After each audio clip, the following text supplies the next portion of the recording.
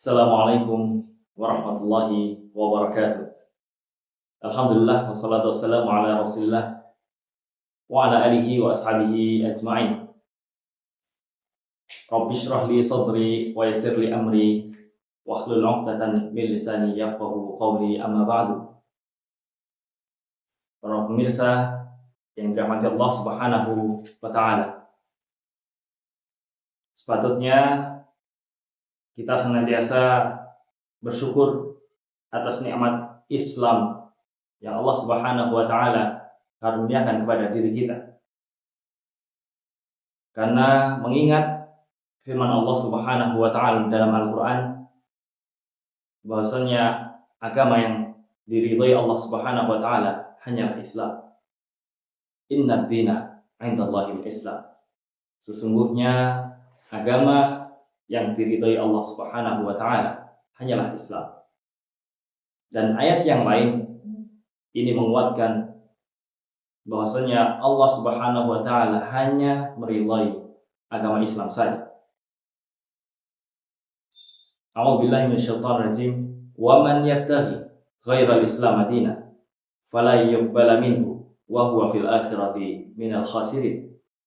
Barang siapa yang dia mencari selain Islam sebagai agamanya, fala yuqbala minhu, tidak akan diterima oleh Allah Subhanahu wa taala, wa huwa fil akhirati minal khasirin, dan nanti di akhirat Allah Subhanahu wa taala jadikan dia sebagai orang yang sangat-sangat merugi. Ikhwani, azanillahi wa iyyakum.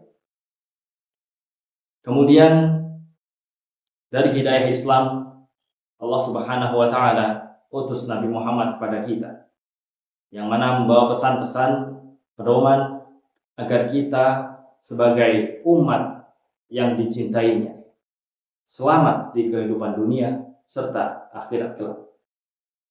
Rasulullah sallallahu alaihi wasallam bersabda mengingatkan kepada kita agar kita selalu ingat bahwasannya niatkanlah usaha-usaha kita, yaitu yang berbunyi, niatkanlah usaha-usaha kita, amalan-amal kita karena Allah Subhanahu wa taala. Rasulullah sallallahu alaihi wasallam bersabda, "Man kanatil akhirati niyatan, jama'allahu lahu amrahu wa ja'ala ghinahu fi qalbi wa ya'ti dunya wa hiya raghimah."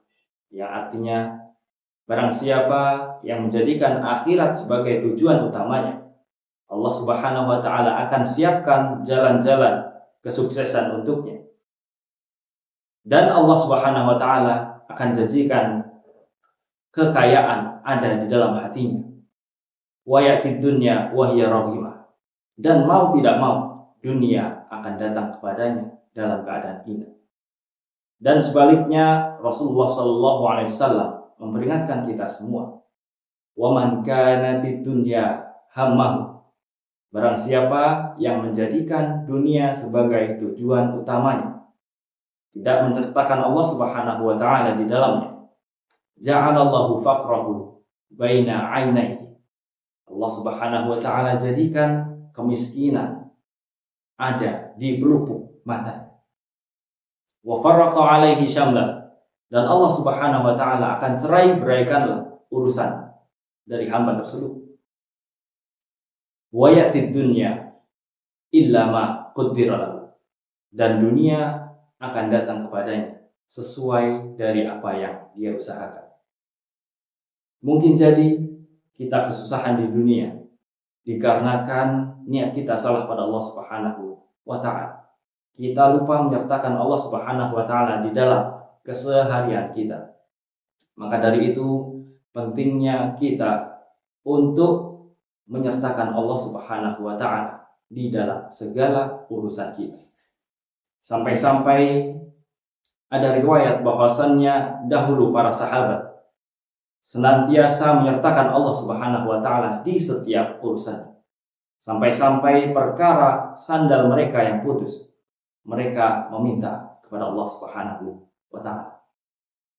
Dari sini kita harus yakin betul bahwasannya kita punya Allah Subhanahu wa taala.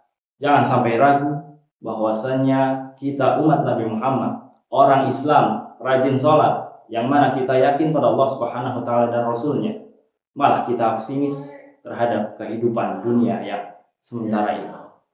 Di bulan yang mulia ini, marilah sama-sama kita tingkatkan lagi, berusaha lagi, perbanyak lagi kedekatan kita pada Allah Subhanahu wa Ta'ala.